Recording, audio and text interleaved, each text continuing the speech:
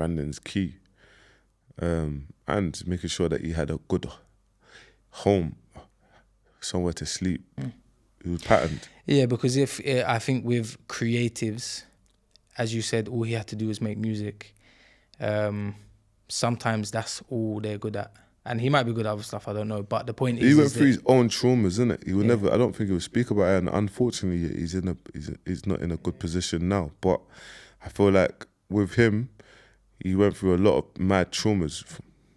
He had, maybe as he gets older, he will speak about it one day. So, yeah, man. Obviously, you guys parted how you parted. Yeah. What would you say is the biggest thing you learned from that 18-month experience? The one thing that you would hold on to, or the one thing that you would like... Time. Time is everything.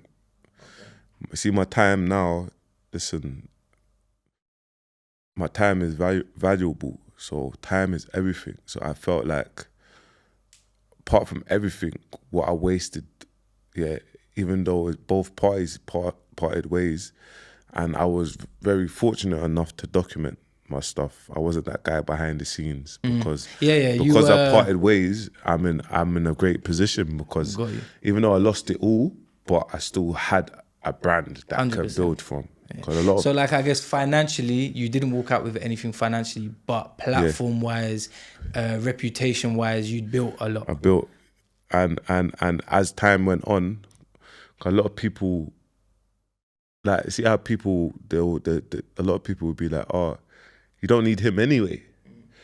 And then time goes on, you realize like, oh, actually, it's very important to have a good team. You know what I mean? And then that kind of same thing happened with other people, other person that I worked with.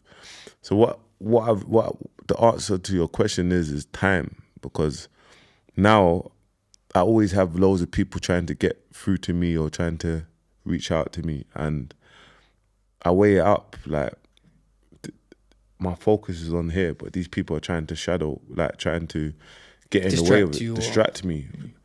But it's my time. But I say, yeah, it makes sense for them to give me a proposal, but if it don't make sense for both parties, what's the point of doing it? So then after that, you managed, I don't know if there was anyone in between, but you managed Little Man after that. Yeah, I managed Little Man the same time I was managing Dig That. Okay.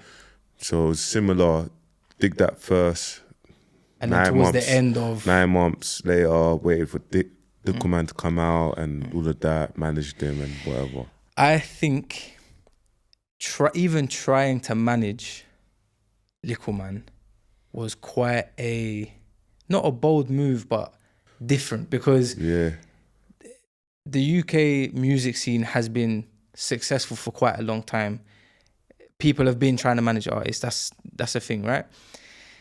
An entertainer, because I mean, what else would you call him apart from an entertainer, right? Yeah.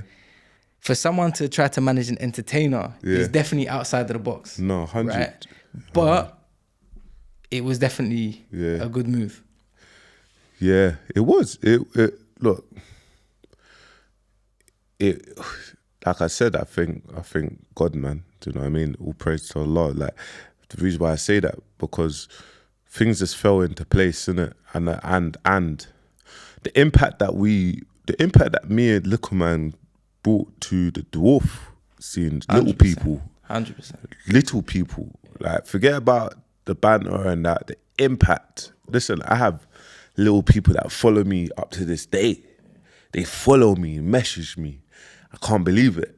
Do you know what I mean? It's like another world, but I can't believe it.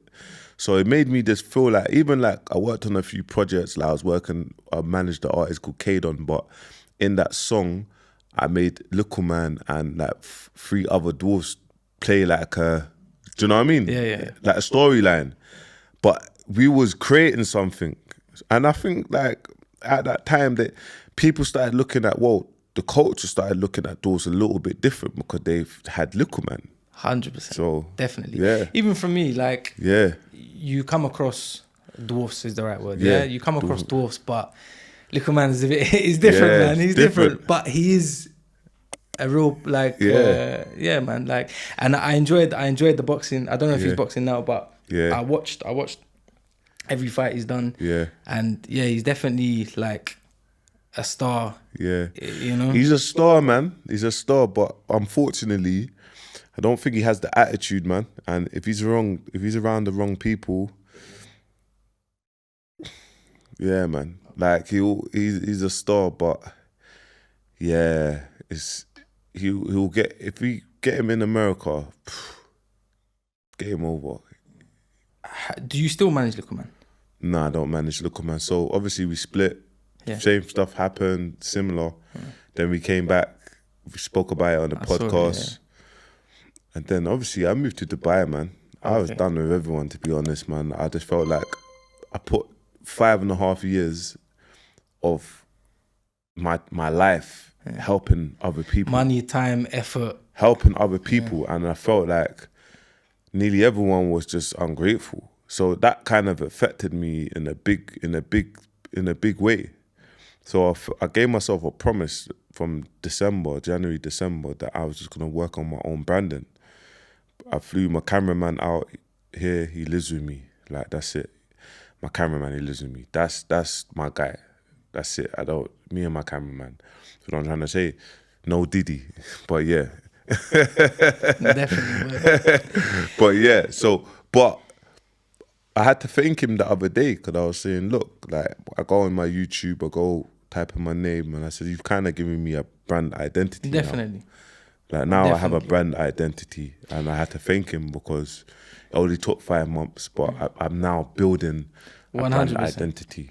And you can see it, like, looking at your YouTube, for example, you can see the brand building. And I think you always had a brand since kind of Dig That. Obviously, I think that's when you were first in the limelight. But I think I was just controversial though, brother. Like, I think I was misunderstood, because I think if you met me off camera, everyone that meets me, they're like, oh, yeah, like, what? You're different. And I'm saying, but it's like, I feel like there was always little narratives that would get pushed. If I'm doing an arms fight, I'm playing a role to sell a fight. 100%. But they actually think I'm a horrible person. I'm not a horrible person. I'm just, do you know what I'm trying to say? Just playing a role. But now that I think Sunday Smoke did change my life from doing live boxing, because they started seeing how I was as a person. I was just a normal person. So people started liking me for me. But I think sometimes it's easy for people to push a narrative and then be like, I don't like him. Definitely. Yeah. Definitely. And there are people who benefit from pushing certain narratives. Yeah, of course. That's human Them nature, blog man. pages, man, that's what they do. That's why they don't really post me no more, but like, you get me? They'll wait for it. But the Shea Boroughs, the UK gossips, obviously Shea Boroughs is they're right now, but the UK gossip, like, these people, like, do you know what I mean? They're meant to be your own people, but they'll wait for your downfall, and then they'll like, bam, like, we've got you. So for me, it's like, I will never forgive them, just me as a person, because I feel like when man's going through tough times, you lot, they're happy. Man's own people are happy. Do you know what I'm trying to say? So even like, and it's crazy, because even with UK gossip, like, I'm always, like I said, I'm always a helper. They've been losing I remember when they used to use their Insta accounts, and I had a link in Insta to get their Insta accounts back. So I always would try and help. Do you know what I'm trying to say? The next, they get their thing back, they're just posting just mad, weird stuff. You just think, these people, man, like, man's going through it. Like, I'm trying to adjust to the real world. I've just got out of jail. I'm trying to adjust to things I'm not used to, flipping strangers or people that don't know me, trolling me. And then man's got these people as well that's against man. It's crazy. Mad. So moving to Dubai,